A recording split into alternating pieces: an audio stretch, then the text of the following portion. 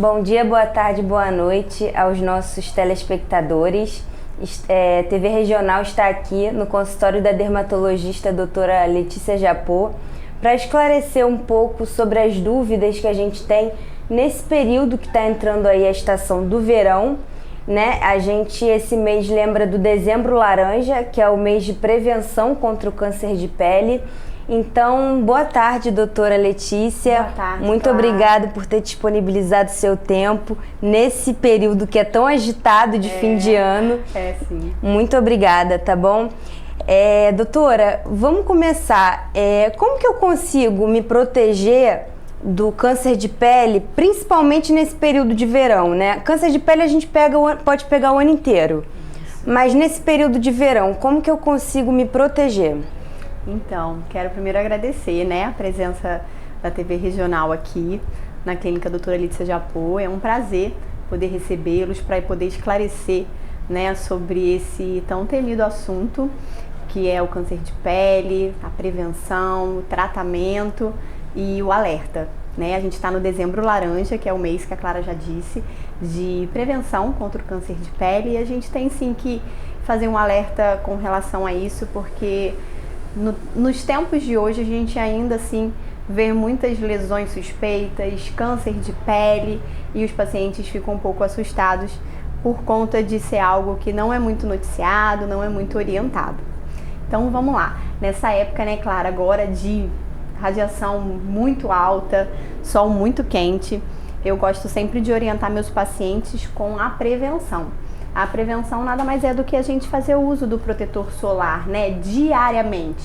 Isso tem que ser um hábito, porque não só a radiação do sol, mas a gente tem também os malefícios da luz visível, que é essa luz que a gente tem em casa, luz de computador, celular.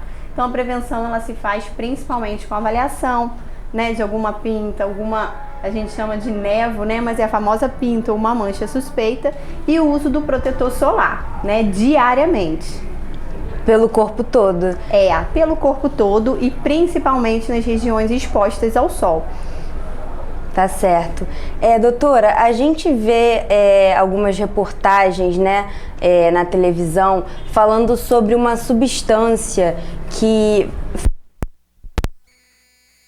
E aí eu queria entender de você se é possível a gente fazer esse equilíbrio, né? De usar um bom protetor sem prejudicar o meio ambiente.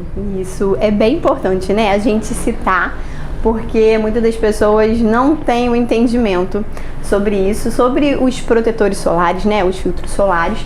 E a gente tem filtros solares que são físicos, minerais e os químicos, né? Os químicos, eles querendo ou não, produzem essa substância. A oxibenzona é uma substância que sim, traz malefícios para os mares, para os corais, e a gente, querendo ou não, vai se expor ao sol em praia, e isso acaba, né, não colaborando muito para o meio ambiente.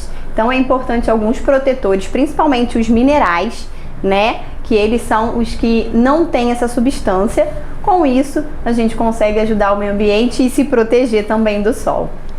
Tá certo, doutora. Me tira uma dúvida. Existem fatores de risco para se ter câncer de pele? Sim, existem fatores de risco, né? Isso a gente tem que conversar sempre com o paciente, alertá-lo, que são os pacientes com o tipo de pele, né, que a gente chama de fototipo mais baixo, que é o fototipo mais claro, pessoas de pele mais branca, olhos mais claros, os ruivos, os albinos e principalmente as pessoas que se expõem diariamente à radiação solar. Então são pacientes que sim, têm mais suscetibilidade a ter o câncer de pele. Uhum.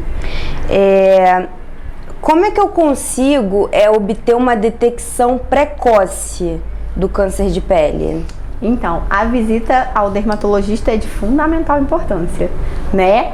E sempre o olhar com um pouco de clareza com relação às lesões da pele. Quando a gente percebe que tem alguma pinta um pouco diferente das outras, né? Quando alguém de casa fala assim, olha, tem alguma lesão aqui que está um pouco diferente, uma pinta ou uma mancha, esse é o alerta que a gente tem para o paciente procurar principalmente um profissional capacitado, que é o dermatologista, tá? Então a gente aqui vem, avalia, faz a famosa dermatoscopia, né, que é o uso de lupa para a gente ver características de lesões malignas e de lesões benignas também. E para os nossos telespectadores que trabalham aqui na região, né, fazendeiros, pessoas que trabalham na lavoura, é de imensa importância, né, doutora? A gente tem sempre que ter um alerta para esses profissionais, né? A gente vai falar também sobre isso, não só do protetor, mas hoje em dia a gente tem muitas roupas com proteção solar, chapéu, viseira, boné, e sempre reaplicar o protetor, né? Isso é de fundamental importância. Quais são os sinais e os sintomas que eu devo observar com relação, né, ao câncer de pele? Assim, não é toda pinta que é cancerígena. Como é que é isso? Explica então, pra gente. É algo assim que eu converso sempre e gosto sempre de explicar, isso vai ser muito esclarecedor. A gente tem os 3 principais tipos, né, de câncer de pele. Depois a gente vai até conversar sobre isso, né, Clara? Sim. Mas o que a gente tem sempre que ficar em alerta é o quê? Uma lesão, né, ou então uma pinta mais avermelhada, que não cicatriza, que sangra, que coça, a gente já tem que ficar em alerta. Percebeu também uma pinta mais amarronzada, escurecida, que tá com, a gente diz o formato, né? Ela é assimétrica ou tem mais de uma coloração, é importante sempre estar vindo procurar o especialista para a gente poder avaliar. Sim. E quais são os tipos, né, de câncer de pele? É bem importante. A gente tem, né, os 3 mais importantes que a gente diz que são mais predominantes no Brasil, que são os melanomas e os não melanomas. E o SEC tem relação à exposição solar. Então, doutora, como a gente estava falando, né, vivemos num país tropical, de temperaturas altíssimas. Como ter esse equilíbrio da vitamina D com a necessidade de se proteger do sol? Isso é uma conversa muito franca que eu tenho sempre com meus pacientes, porque a gente pega, assim, pacientes com hipovitaminose, né, de vitamina D. Então, eu falo sempre, existe um período onde a radiação ultravioleta, ela tá maior. E isso ajuda muito através de alguns celulares, né, mostra isso pra gente. Então, de 10 até as 16 horas é um período que a gente pede para não se expor ao sol sem a proteção. Porque o índice de radiação violeta está mais alto, maior chance da gente, né, adquirir um câncer de pele e tudo mais, até mesmo se bronzear ou até mesmo se queimar. Então, até as 9 horas da manhã, a gente pode sim se expor sem uso do protetor solar, com cautela, e é muito importante a gente fazer a exposição de toda a pele, né? Se puder colocar mesmo um biquíni, algo bem para poder absorver essa vitamina D. Tá certo. Fugindo um pouquinho do nosso roteiro, que veio à minha mente agora, vamos pra praia lá no Rio de Janeiro. Sim. Pegar sol na laje, fazer aquela mistura de bronzeador caseiro. O que vai acontecer com a minha pele, doutora? Primeiro, a dermato vai pirar, só em saber. E segundo, né, pode levar a queimaduras. Queimaduras como a gente vê de 1º, 2º, 3º grau, né? Porque são substâncias que queimam mesmo a pele e a radiação tá ali para piorar mais ainda a situação. Sim. Não façam isso. Doutora, é possível fazer um autoexame dermatológico? Quais são as recomendações, assim? O que eu devo fazer, né, no meu autoexame em casa?